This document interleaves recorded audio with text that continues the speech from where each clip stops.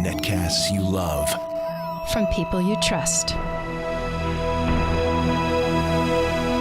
This is Twit. Bandwidth for Ham Nation is provided by CashFly at CACHEFLY.com. This episode of Ham Nation is brought to you by ICOM. For more information, visit icomamerica.com/hamnation.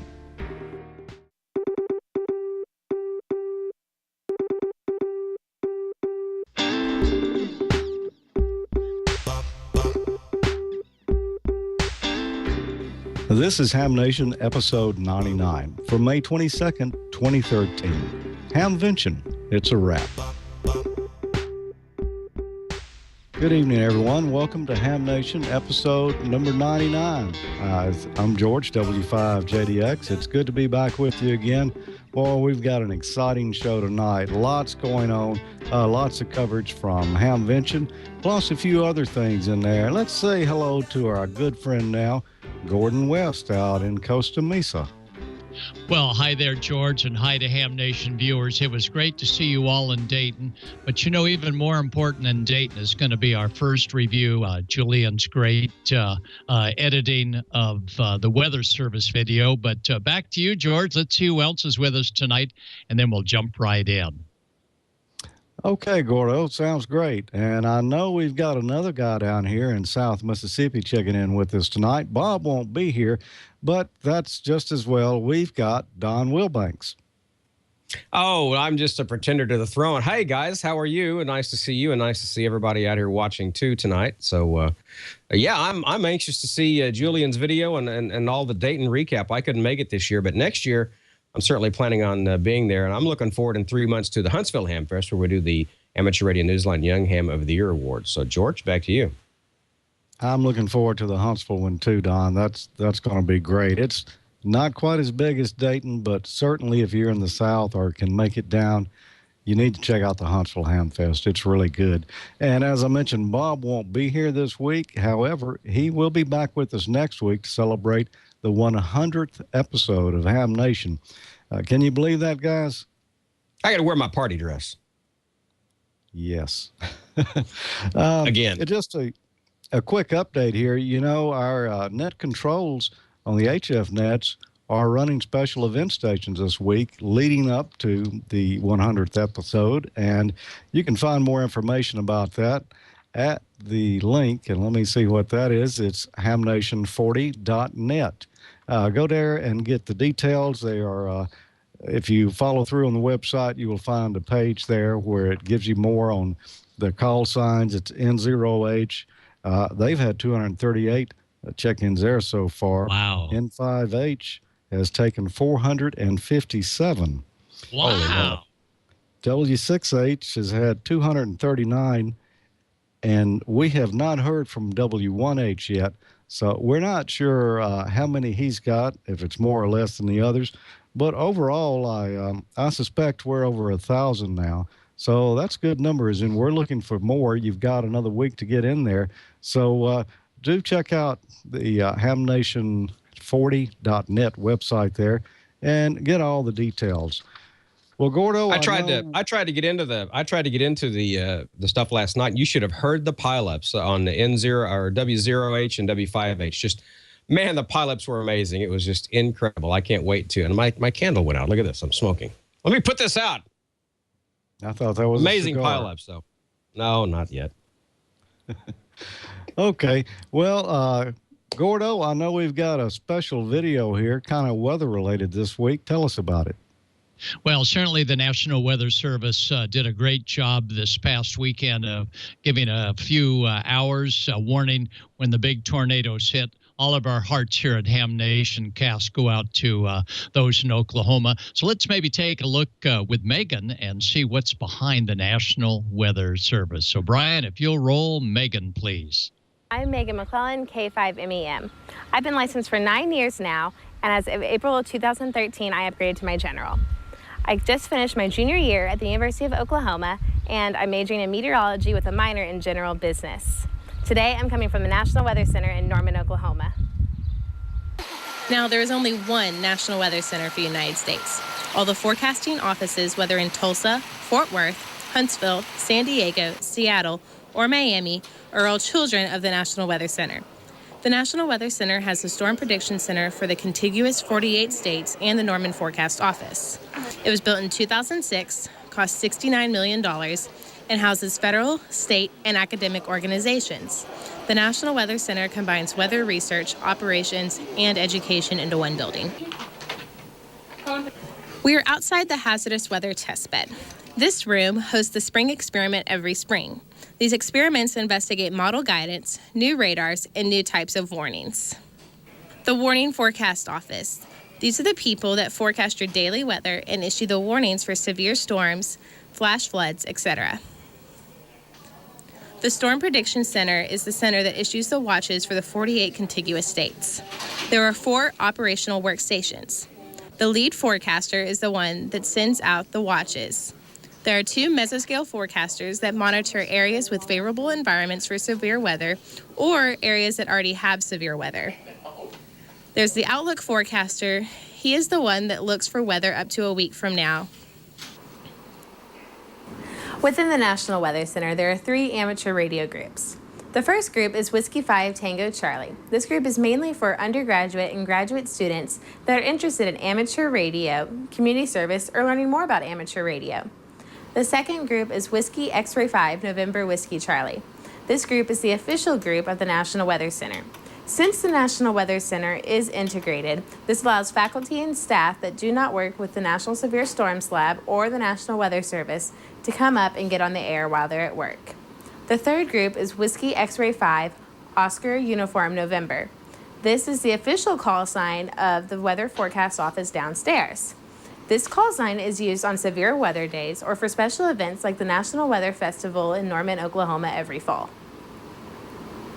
Since I am a student, I'm more involved with the Whiskey 5 Tango Charlie group. For the past year, I have been president, and I was recently elected for a second term. This organization has been on campus since the 1920s. We were formerly known as the Alpha Sigma Delta Radio Fraternity. In the summer of 2011, we input a new D-Star system on the 6th floor of the National Weather Center. Now on the observation deck, you can look around in all directions. Students come up here and study during the day, come up and watch storms come through, or take pictures of lightning storms. Within the National Weather Center, this is actually the 7th floor, but you're actually about 12 stories high. Have you ever been driving down the road and seen these big trucks with the awkward dishes? These are our mobile radars. Trained students and professors go into the field and collect data on severe storms to analyze radar returns. Analyzing these returns help meteorologists better predict what is going on outside your window. The National Severe Storms Lab has ambulances that are used to collect data and send weather balloons up in the storms. These vehicles are used to build field experiments. If you are interested in touring the National Weather Center, you can visit nwc.ou.edu and sign up for tours.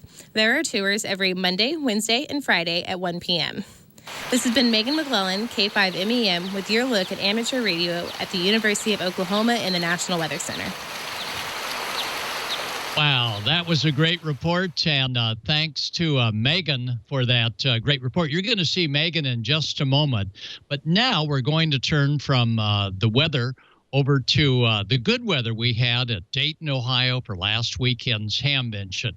By the way, speaking of weather, weekend after next, the National Weather Service Hurricane Center down in Miami, Florida, is going to be doing some testing. So we'll give you more information about that next Wednesday on our 100th birthday. By the way, I want everybody to wear their birthday hats. Now, this will give you a good idea. Take a look at that.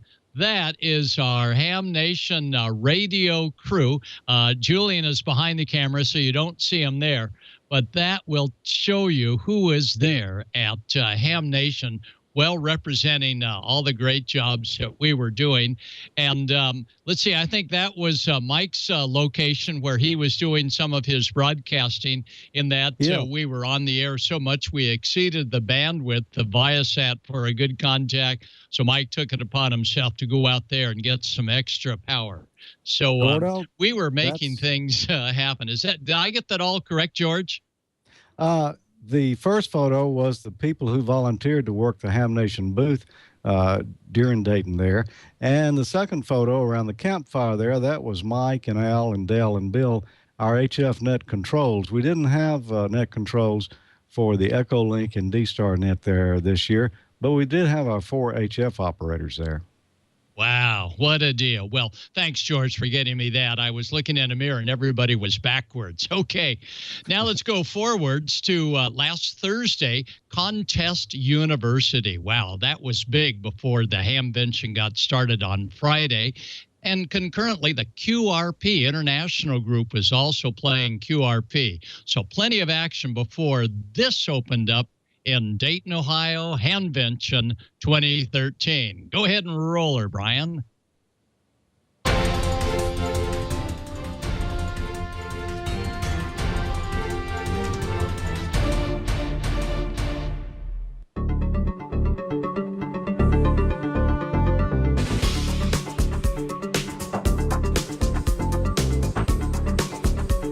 Everywhere we saw Ham Nation.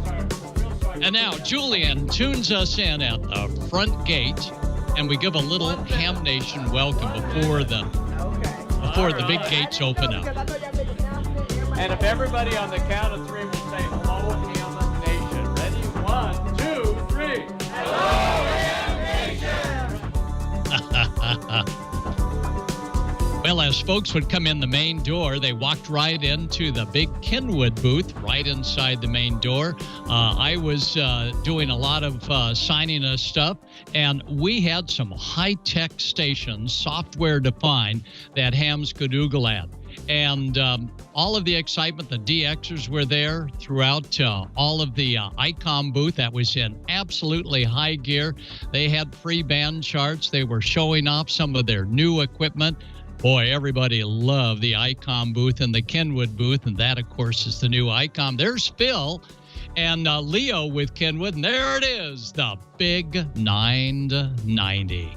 And 55 pounds of radio that was constantly surrounded by folks. Hey, have you got an old handheld that needs a battery? Well, Batteries America has plenty of batteries for your older style handhelds. And yes, lots of digital at Dayton 2013.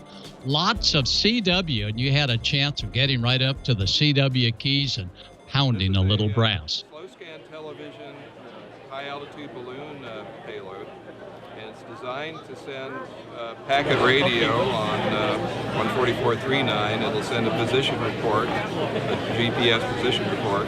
Then it switches to a clear frequency and sends slow scan television. There's a little camera module. It's an Argent data slow scan television module that does a screen capture with the camera lens, converts it to audio, and sends it down on 2-meter FM. It takes 71 seconds for 1 frame of video. I've just turned it on, and we'll see if we can capture it on this iPad. Hold that up. And that is slow scan television. Look at the picture. Guess who's in the background? Actually, the foreground, that's Julian N3JF, our main video man behind all of these great Ham Nation videos at Hamvention. Video looks so steady. Good job, Jewel, man. Look at him in the background there via slow scan television. Well, lots of made in the USA emphasis here. And look at Tech. They had a big booth. All of the gear was live and turned on. We saw Mike and Myrna. Myrna looking good at M Squared.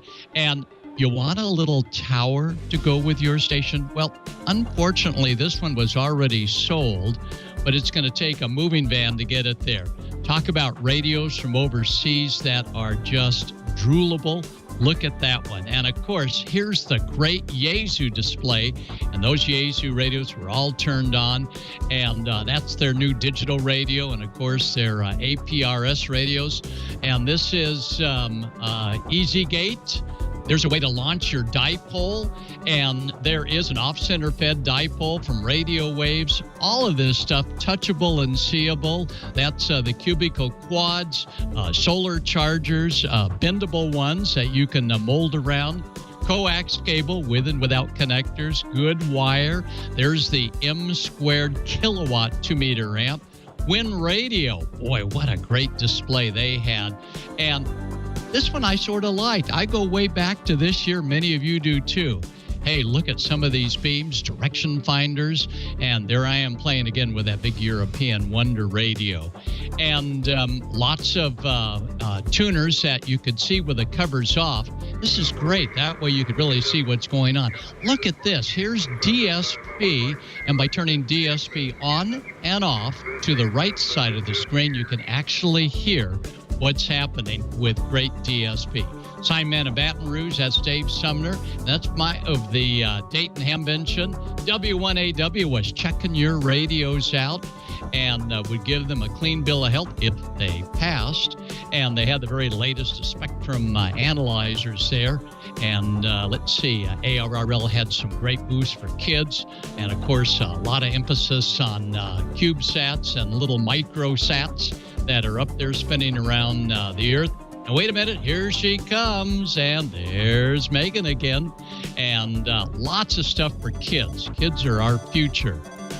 Bengali keys, oh yeah.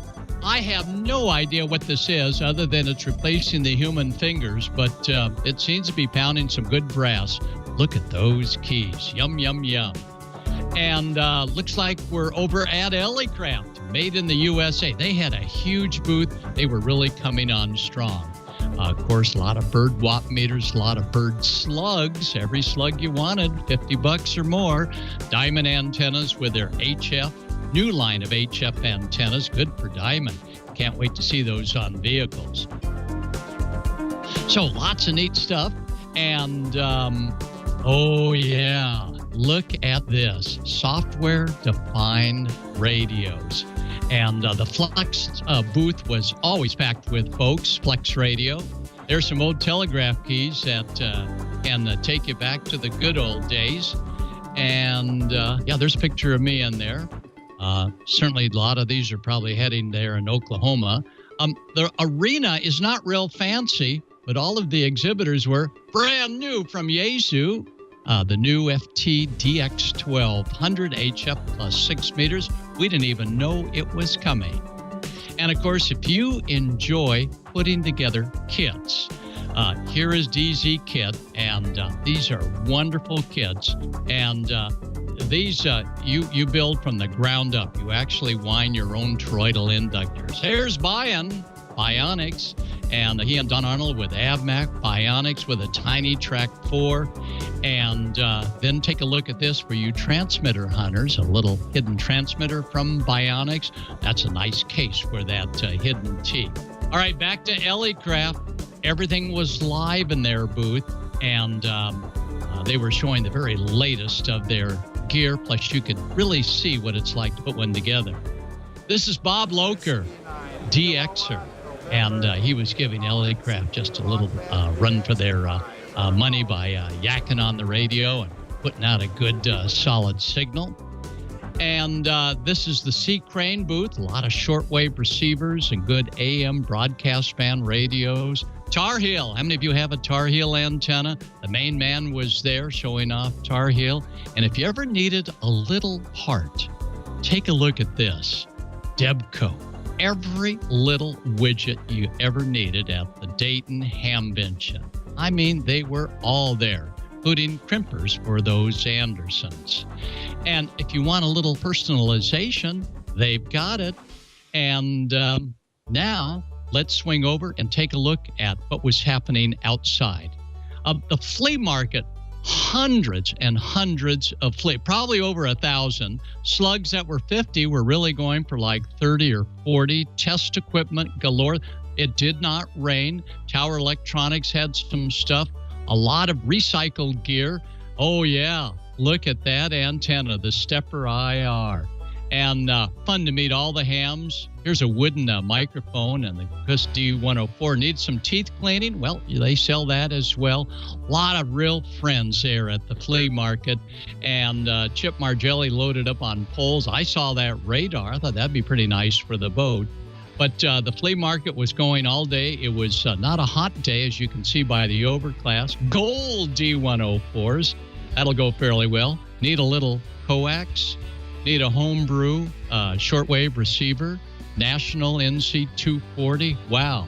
There's Joe Faircloth. You all know Joe. There's another Ellicraft going, gone.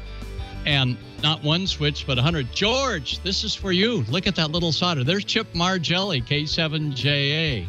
And, of course, a lot of personalized license plates. And home brew. Yeah, Don would like that. Funny signs. The fog came in. The fog went away. Look at all of the big vehicles to bring in all of this stuff. About 20 acres, well, maybe 15 acres of this, radios, going at rock bottom prices. And it got better as the days wore on. Telegraph keys galore.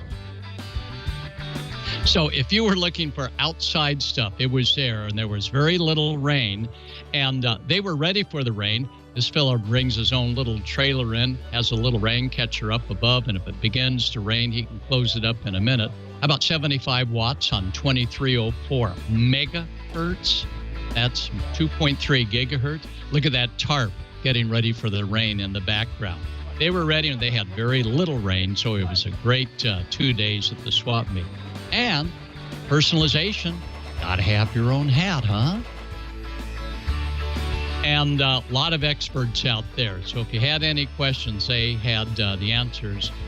They say over 100 foreign countries were there with men and women looking at the stuff. Museum quality. Yeah. How many remember the Sixer from the good old days? And, of course, strap on your own little radio station. The hams, they outdid themselves. I think there was 12 antenna up there. All right, fall in military. And their radios worked. I think they were on 50 megahertz, but they were marching in formation. I was only an E5, so I didn't march with them. All right, now let's take a look at what makes ham radio so important. And Julian really got it on that. And that is just meeting the folks and having some time to write them a nice note. There's Bob Heil, and look at that shirt Bob's got on. And we're getting ready. A lot of neat folks that you're going to meet. Hey, you know who that is. Here we are getting ready for one of the talks with Leo Laporte, and that was on Saturday, and Leo gave us a wonderful promotion for ham radio. Thank you, Leo. And you never knew who was behind the camera. Julian Frost, N3JF, was behind the camera on all of these videos. Here I am working with Ms. Perry. Here's the Alinco folks talking about something they'll announce in 2 weeks. And, of course, look at this. Jim brought all of his display, making those great signs. And now here's Julian for the final sign-off. And go ahead and roll the credits and up the volume.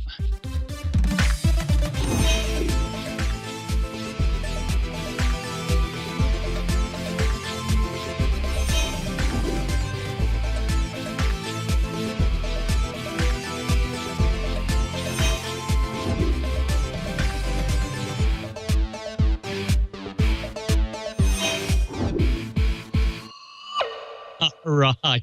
Thank you, Julian, for a great job. And he didn't get to see much of the ham convention because he was working. So, George, as Brian's getting the next interview up with Mr. Torii, who did I leave out? I hope I didn't leave too many folks out, George. Go ahead. No, there were probably only, I don't know, 24,000 more than you mentioned there. But you can't name everyone. There you go. Well, on Saturday evening, beside the CQ magazine get-together, was also a good opportunity to meet the man behind the Kenwood TS990. That is a 55-pound radio that is turning heads and breaking backs as you lug it from one place to the other. So let's go ahead and roll the Mr. Torii interview, and that'll wrap up Ham Nation's coverage of the Dayton Hamvention. Mr. Torii, please. Mr. Torii, I love your new Kenwood TS990. Thank you very much. What is your call sign? My call sign is Japan America 6 Queen X-Ray Whiskey. Yeah. Oh, it sounds like you're very active on the air. So. Very good. And how long have you been a ham radio operator? Ham radio operator. I took my license 1970. Wow, long time.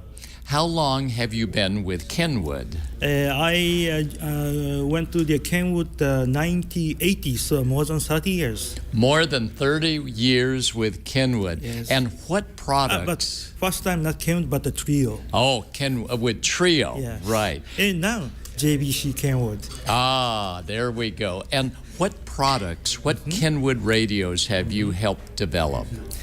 First time I designed the receiver, it's called the R600. Oh, yes. Then 2000, and then many radios, and recently 590. I love 590. Then this is the latest one, 990. I see. And you had a hand with the little TS50 as well? Yeah. But it's a long time ago, but I did a prototype of a TS50.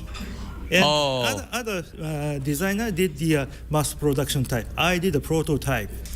I love the TS50. Thank you very much. And I love the 570 and the 590 and the 2000 as well. A lot of 2000. And how long did it take you to develop this radio? How long? This also, how long is a secret? Oh, it's a secret. Okay, good. Now, can you tell us how much power? 200 watts from top band to 6 meter.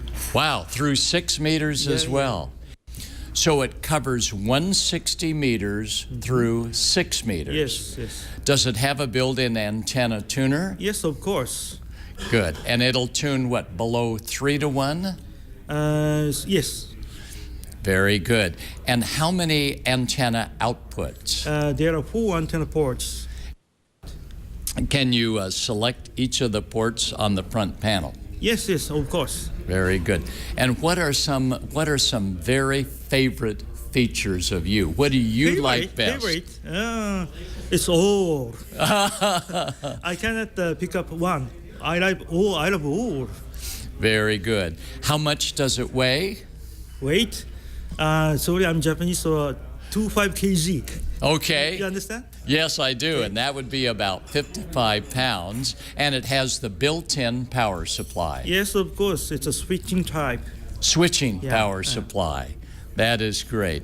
Well, we are so happy to see you and your brand new radio. Thank you, Mr. Torii, for this interview. And any last words you would like to say to the ham radio operators about Kenwood? Hello. We made this radio, TS990, and I hope enjoy the ham radio, all members. Thank you. Thank you. Thank you very much. Wow. Mr. Torii, the inventor, the developer of the Kenwood TS990. All right, that was a quick tour of Dayton, and if I left anybody out, I'm sorry. Thanks to Julian Frost, N3, for his great videoing for that entire weekend. And George, you've got some additional video of what happened in the Ham Nation Forum. George, back to you.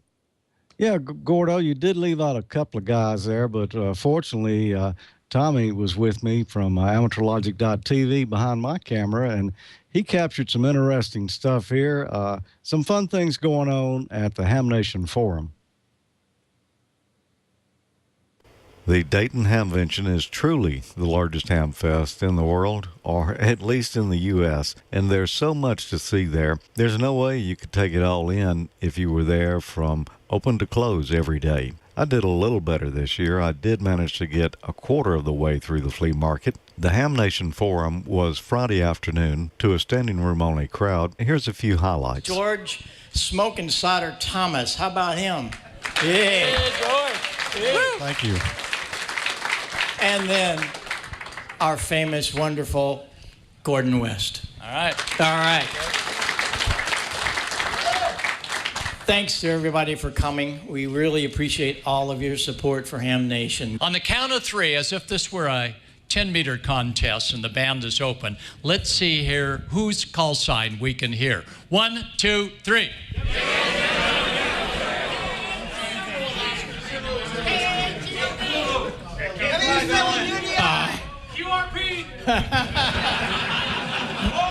That's called a tail ender QRP. Good job. Good job. We actually have something better than the blowtorch. Oh? This is our backup unit. The first, well, George, you better get down here and help me with this. Yeah. Come on down here. I don't want to stand too close. Yeah. Now, George, what we're going to do is we're going to tip it down like that because you don't want the hot electrons to drip on you. And Are you sure this is safe? It is not safe. But, George, I have a 40-amp fuse in there, so there's nothing to worry. 40 amps. And I wrapped it in tin foil just to make sure it wouldn't blow. So, Bobby, you go ahead and plug that in. I'm going to hold your microphone because no ground. No, I do want to see you ground out. First, bring it up to a warm glow, George, and then we want you to send SOS. So first, just push right down hard, nice and hard. Oh yeah, okay. And now SOS.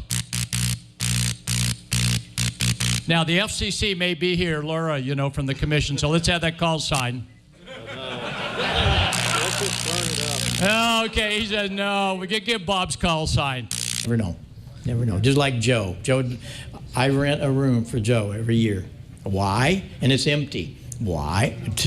Because if Friday, if he's somewhere, or Thursday, and he knows he can jump the plane and be here for a little bit, he'll be here. And there's been a couple of times he's been here and nobody knows he's here. And that's cool. That he just wants to be Joe. He just wants to be Joe. And I'm amazed. He'll put on some silly hat and some crazy thing. It hasn't gone so far as a mustache yet. But it's really interesting when you see him out like that. You really don't recognize who he is, and he's happy about that. You know, I thought when you were telling the story about you have to get the hotel rooms, it was something to do about tearing the walls out from that song. Well, Joe, I started with Joe with the James Gang back in the late 60s. And Joe is the only guy I know. He has a guitar case, you know, those hard shell.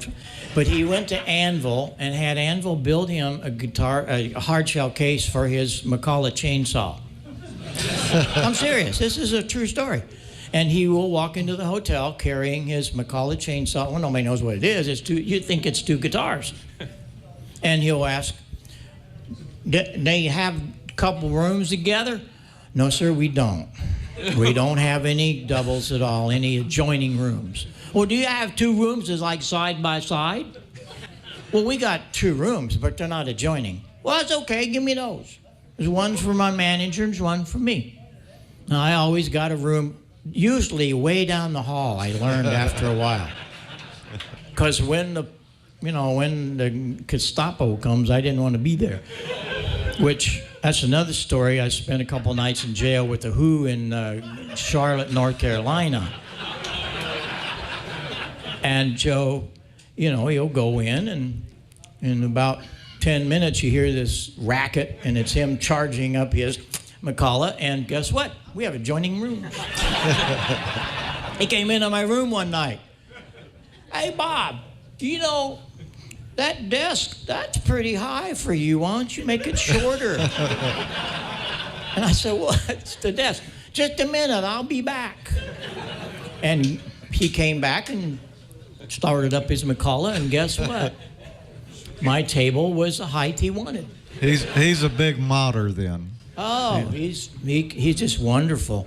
But that's all behind him. If you haven't heard his new album, Analog Man, I'm very serious about this. You need to get Analog Man and listen very seriously to a couple of the songs, because he puts his soul right there, and he tells you where he's been and how he got there, and he's just really, really proud of it. And I'm proud of Joe, because he's been absolutely clean since '93, and he's a new person, and we're so thrilled to have him in the real world. And he'll kid about it once in a while, but no more McCulloch chainsaws. Well, that's good. Because now he's got enough money he can buy the hotel. Yeah. No, he's not that way at all. I appreciate all of your support. Please email us. Let us know what's happening. All three of us were here, all the net controllers. You got to let us know what you feel, good or bad. We want to know, and we'll make it better, because it is your show, not us. That's right. And we appreciate it so much. George, any final comments? No, not really, Bob. Just thank everyone for coming. I know there was an overflow crowd here. There's people out in the halls. Talk with Joe and see if we can borrow that special guitar case next year, and we'll Good idea. Yeah. Good idea. Okay. Thanks, everybody.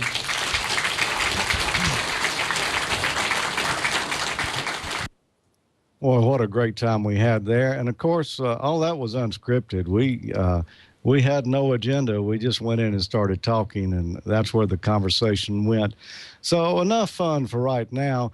Don is our official news anchor here on Ham Nation, and I'm going to turn it over to him. Thanks, George. I'm looking forward to Dayton next year. I want to get serious for a sec. We had a pretty interesting couple of days this week. Sunday, the tornado in Shawnee, Oklahoma, which happens to be my hometown.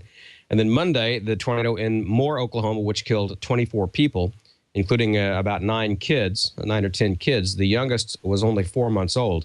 If you can put the graphic up for me, please, Brian. If you'd like to help out, this is how you can help out the people in Oklahoma. Preliminary numbers are 13,000 homes destroyed, about $2 billion worth of damage in a little over a half hour, 210-mile-an-hour winds in this EF5 tornado just in Moore, and in Norman, in Oklahoma, in Shawnee as well. And I grew up in Shawnee, and I worked in Moore, actually. The radio station KOMA that I worked at was a half a mile from where the school was where those kids got killed. So if you can help out the good people of Oklahoma, I would certainly appreciate it. And you can text your donations that way. If we put the next slide up, Brian, there is a website from some storm chasers. It's called Storm Assist. And there's the website you see there, stormassist.org store. And if you go to that store, you can buy that shirt. It says Storm Assist Oklahoma on it. And I think that's a limited edition. I think tomorrow is when that ends. I bought one.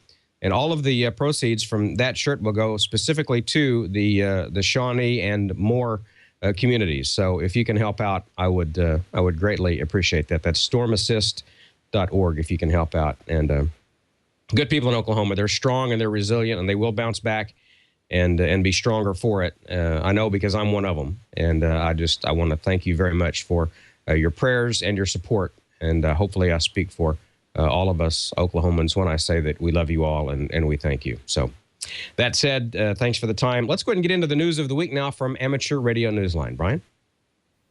From Amateur Radio Newsline Report, number 1866, these are the Ham Nation headlines for Wednesday, May 22nd, 2013.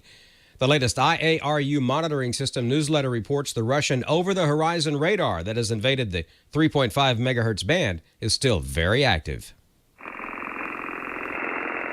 The interfering radar system is believed to be located in the area of Makhachkala in the Caspian Sea and transmits simultaneously between 3.515 to 3.545 and 3.560 to 3.590 megahertz.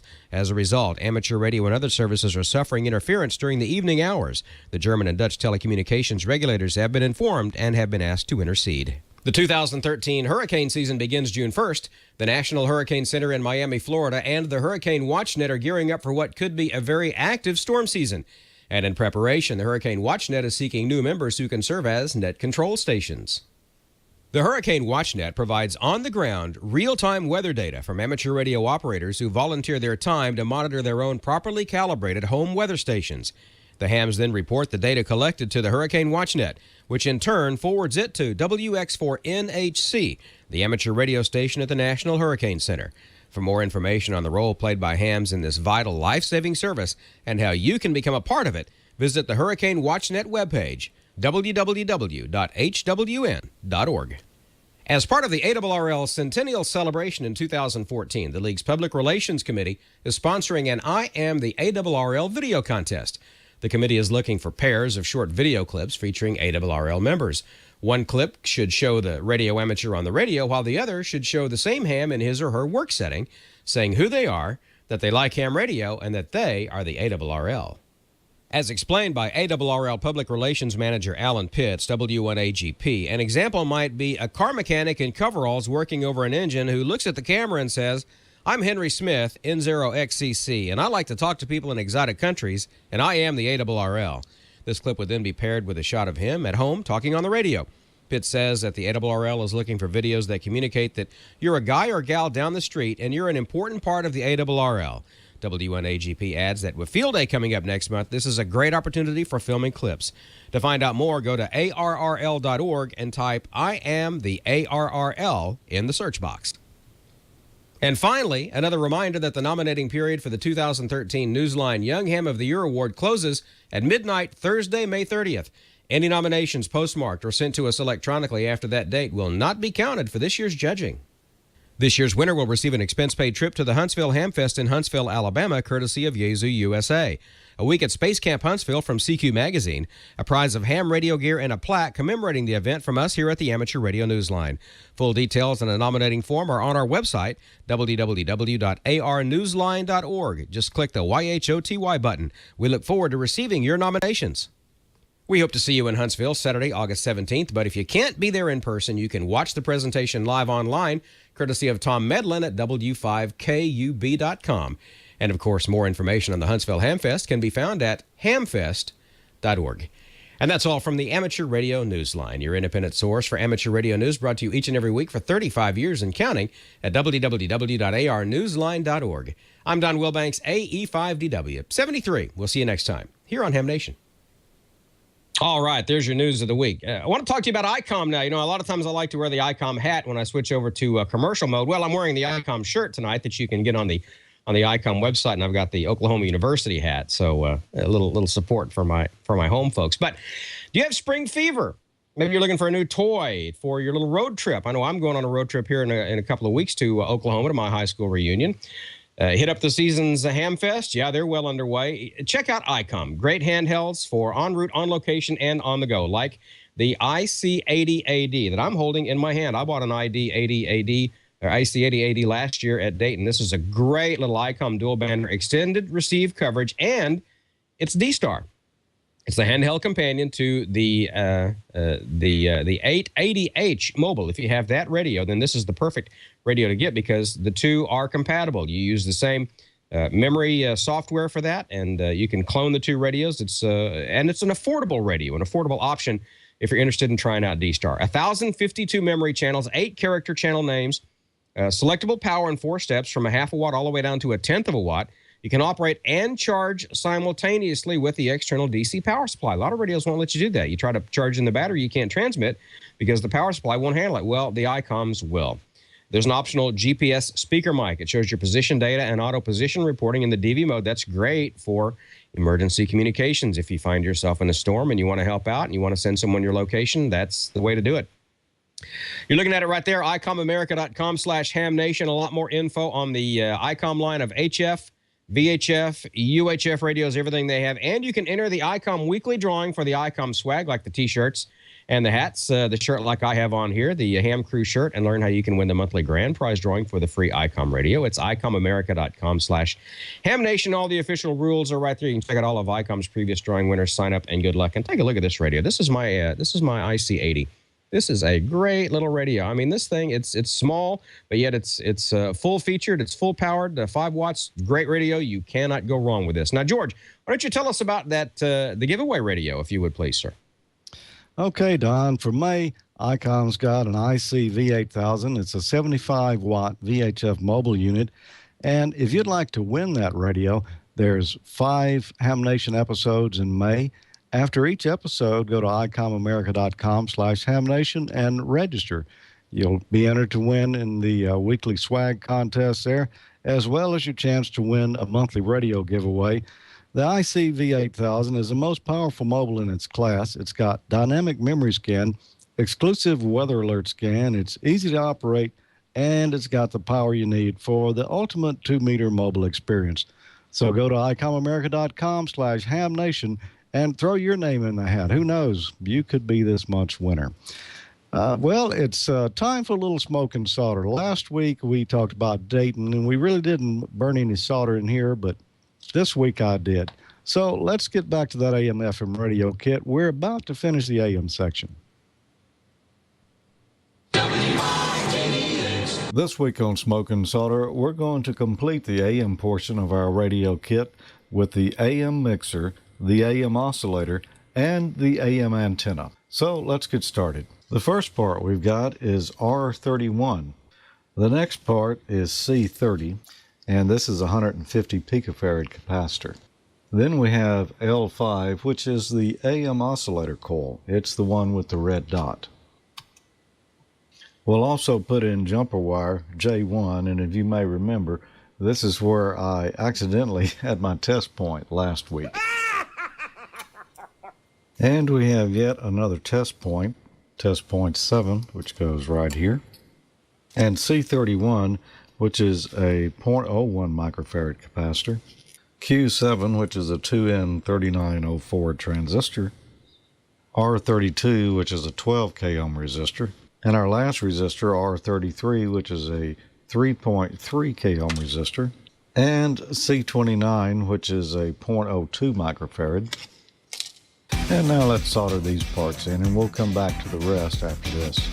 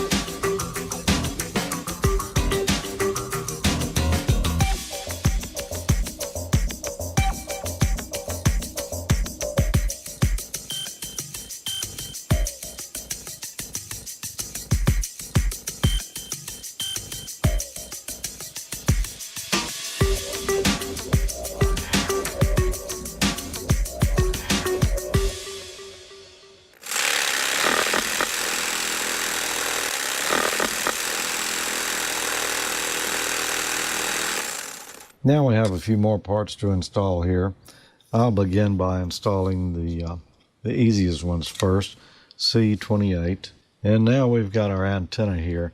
And from what I understand, there's a 3-wire version or a 4-wire version. And you can use resistance measurements to determine which one you have. It says we should slide the coil off of the core here. We apparently have a 4-wire version here, as there's 4 wires coming out of it.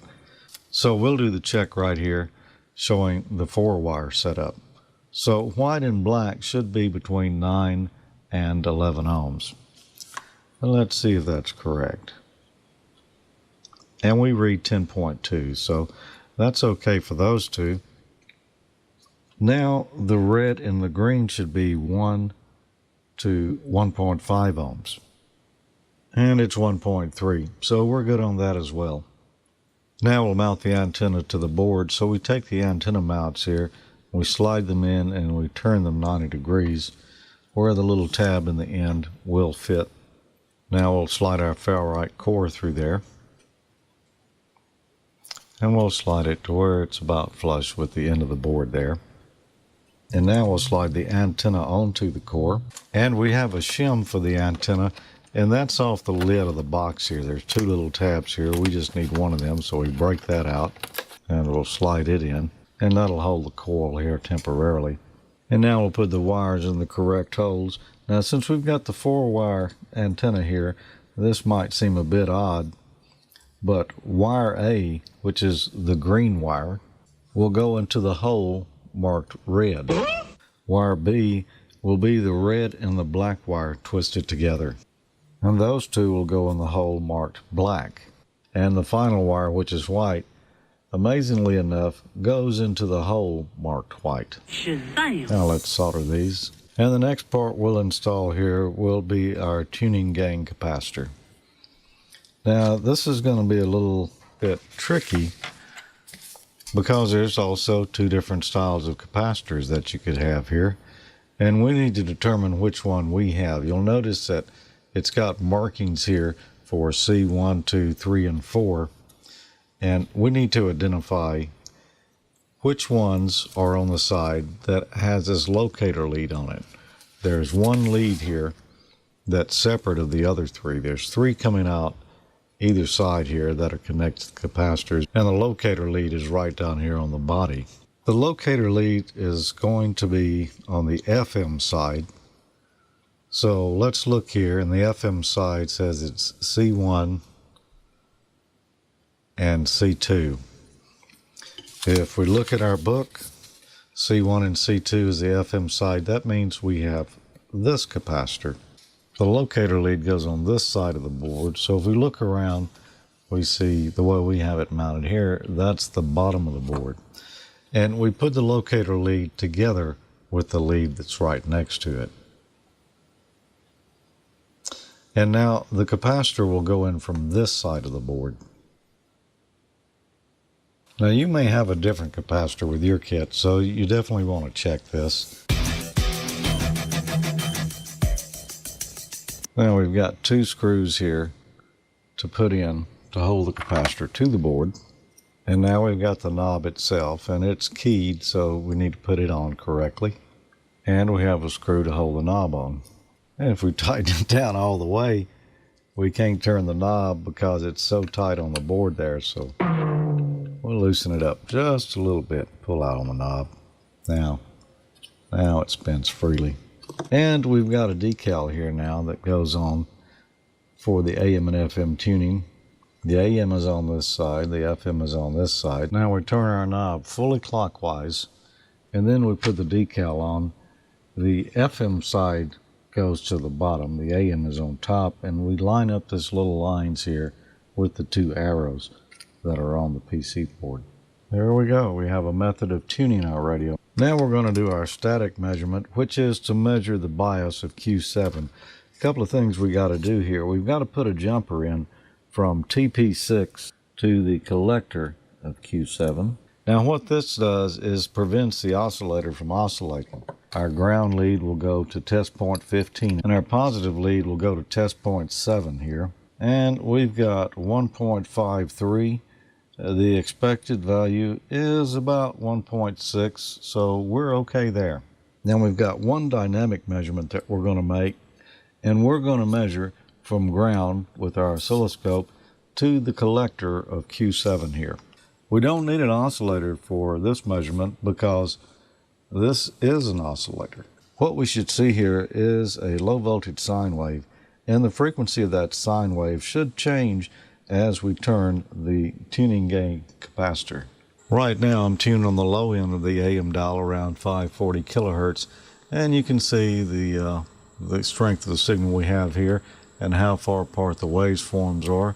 As we increase the frequency on the tuning knob here, notice that the signal not only goes up, but also the waves start getting closer together. So this is doing what it should be doing, with the exception that the strength is getting higher, and I'm not sure what that's about, but we have not done the final alignment on this yet. So next week we'll do the final alignment on our AM radio here, and we'll listen to some radio. If you'd like to build along, you can get the kit from parts-express.com. It's part number 320-084. So there you go. We've got the radio built now, at least the AM portion of it, and we'll do the final alignment, and we'll see if it actually works next week. I've got a good idea it will, but let's just wait and see. In our weekly contest, last week I asked you the question, which value of an AC signal results in the same power dissipation as a DC voltage of the same value? And the answers were A, the peak-to-peak value, B, the peak value, C, the RMS value, or D, the reciprocal of the RMS value. And we had a winner, and that's Joseph KD8TGT. And he said, thanks for the great podcast. I really enjoy it. In regard to the contest question, I believe it's the RMS value.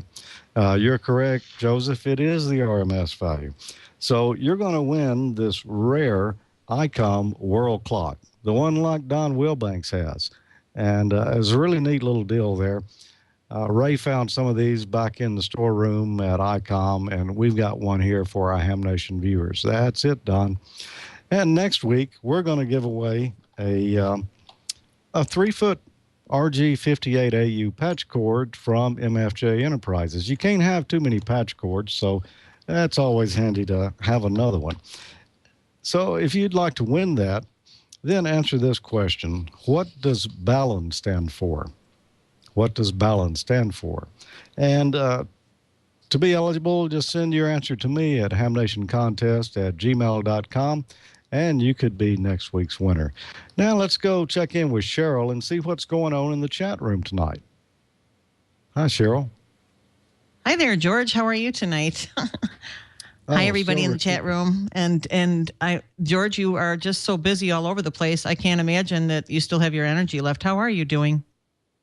I'm doing fine, Cheryl. I'm about recouped now, but Tommy and I brought back 7 hours worth of video from Hamvention and some surrounding areas there. So we got a lot to look at in the future. That's quite a lot. That's very good. I'm sure you were having a great time down there. Sorry I couldn't join you guys. Just had some commitments at work. So sorry about that, guys. I would love to see you all, but maybe next year. You know, there's still time for one more round of the Dayton Hamvention. Hi to you, Gordo. Hi to Bob. He's listening. And guys, I have some things here. You might be able to answer some of these I've got WA6UH. We're going to move into these questions here. And he says, Gordo, do you know what part of, I can't pronounce this in Japan, Hyushu, Hyushu? I'm not sure, Japan, the Kenwood rep is from. Would you happen to know that? Gordo left earlier. Let he go? Okay, then it was more of a video thing, but I don't know who that rep might be, but we'll have to catch him on the next time on the rebound on that one. We'll just move on to the next one then. KC7 SDA Art says, question for the guys. When are the special event stations going to be on the air? Any set schedule? And I'd like to field that question here. I would recommend going to QRZ.com and put in N5H. Just type in N5H and QRZ, and it'll go over the celebration of the 100th episode of Ham Nation, because tonight is the 99th episode, so that would be the very next show. And that will take place. There's a schedule here for the different ones on the different bands, the 40 meters with Mike, WT6H, and there's 2 other ones. You got to check into like 4 of them to get the certificate. But it's not just one night that these nets are multiple times and things. So just go into QRZ and type in N5H, a special event celebrating the 100th episode of Ham Nation. And there's some really good information in there about all the details for you. So are you on the, is Don still connected to the line right now, or did he get dropped? I am. Guys. Oh, good. Hi, Don. How are you? I'm good. How are you? Very good. Now, I do have a question for you. That's why I wanted to make sure that you're over there. KF4UTH Tom says, ask Don if it is his 50th reunion. So I'll let you take it. Go ahead. No, I'm not that old. I'll be 53 this year, so it's my 35th high school reunion. He was just trying to get an answer to confirm. That's all. I know. We know you're not that old. We know you're not that old. Let me write that call sign down. I'm going to send him a nasty QSL card. Hang on just one second. And George, I'm going to ask you this one from VE3MIC. Mike says, does ICOM still make a 1.2 gigahertz HT? Would you happen to know that? I'm not sure on that. I haven't seen one, but that doesn't mean they don't have. I would not happen to know that, Cheryl. I'm not sure if they do or not. Maybe someone will answer here in a moment in the chat room. Okay. Otherwise, ICOMAmerica.com, I'm sure that they have, a product line there, and you could just type that in their search and you could get that information, of course. And Ray, since you are in the chat room, then if you want to answer that for VE3MIC, he's looking for a 1.2 gigahertz handy-talkie. Ray says they do have it. Oh, very good. So the answer is yes to the podcasters. And as you said, 1.2 gigahertz handy-talkie is available from ICOM. Not surprising. They do have a pretty full product line after all. Lots of those rigs are pretty darn nice, actually. So there's one other person here, W2NDG. He says he likes QRP, and he is into these kits for these QRP stations and things like that. And he wanted me to mention where you would find these QRP kits, and you would go on the web to radiokitguide.com for that information. So it's radiokitguide.com, all one word, so you can get some more information there. And I just wanted to get your take on the overall show, George, versus your first time out. How's your second time out at that Dayton Hamvention? How'd that treat you? Very similar. You know, I thought I was going to be sharp and sneak around this year and get to see a lot of stuff, but I had to make 5 appearances there, and getting from one place to the next was kind of challenging at times, but I did get a quarter of the way through the flea market this time. Didn't make any big purchases. I got a lot of little goodies, though, that I needed, so that was good. It was fine, Cheryl. You've really got to come. And all the hams out there, if you haven't been to Dayton, try to get there at least once. You may not be able to do it only one time, sort of like Lay's potato chips. Oh, of course. Yeah, I've only been to Dayton one time, and it was a number of years ago, actually. So I guess I should experience it the way it is now. I understand that the ICOM America booth was looking pretty spiffy. I did get a report on that anyway. I also wanted to mention... A quick correction. Ray says they do not make a 1.2 gig, not since the ICT 81. So that was read wrong. They do not make a 1.2 gig HT right now. Oh, thank you, Don. What is the one that it used to be? What was the 1.2 they used to make? Ray says the ICT 81A, the T81A, but that's no longer in production. Okay, thank you for correcting that. Appreciate that, Don. So let's see. Let's see if there's any other questions that are on the list that I didn't get a chance to put on my main document here. But it looks like we're doing pretty good. So I'm going to have to just say, please visit me on the after show QSO on 75 meters. I'll be out there for about an hour after the show, taking check-ins and brief chats, whatever's necessary. The last 3 weeks have been pretty noisy, so I'm hoping for a much more clear, even so I can hear you better. But as you can see, I've got my output on the backdrop here. And the frequency will be 3.847 megahertz, and I'd like to hear from you guys. So anyhow, it's been really a fun evening. It was jam-packed with everybody from everywhere. They had a lot of nice things for you. And thanks for coming in to listen and be part of Ham Nation with us all. We appreciate it. And take care, Bob, Gordo, Don, and George, and Julian. Take care now. 73. 73, Cheryl. Good to see you tonight. Don, we had a great time in Dayton this year. Sorry you couldn't be there, fella, but we'll see you next year because I've got to go back. Oh, absolutely. Well, I'll see you in Huntsville. I'm looking forward to that. That's right. By the way, I did hang out with Joe Eisenberg a little bit this year. So, isn't he a great guy? Oh, yeah. We talked about building stuff. Just, I had a great time there. So we'll see you next week, Don. Good night, my friend. Good to see you. And thank you for everyone for supporting Oklahoma. I truly appreciate that. Thank you. All right, 73, Don.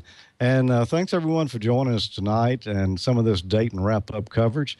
As I mentioned, I got 7 hours of video, so that'll be popping up in one place or another. We'll let you know about that in the future. One other thing I failed to mention earlier is that other ICOM contest that's going on. We're giving away an IC 7200 and a lot of great accessories from Gigaparts and MFJ Enterprises and Heil Sound Pro 3 headset. If you'd like more details on how you could win that, then go to amateurlogic.tv/contest and get your name in the hat. You'll get all the details there. You can only register once, but that's going to be given away by field day. So someone's going to have a really nice field day this year. And let me just quickly mention our nets. They're on 3847 with Cheryl. The 40-meter net is on 7.272. The 20-meter net is on 14.268. The Echolink net is on Star Dewdrop M Star. That's node number 255800. And the D-Star net is on Reflector 14, Module C. Thanks for being here. We'll see you back next week with Bob for the 100th episode of Ham Nation. 73.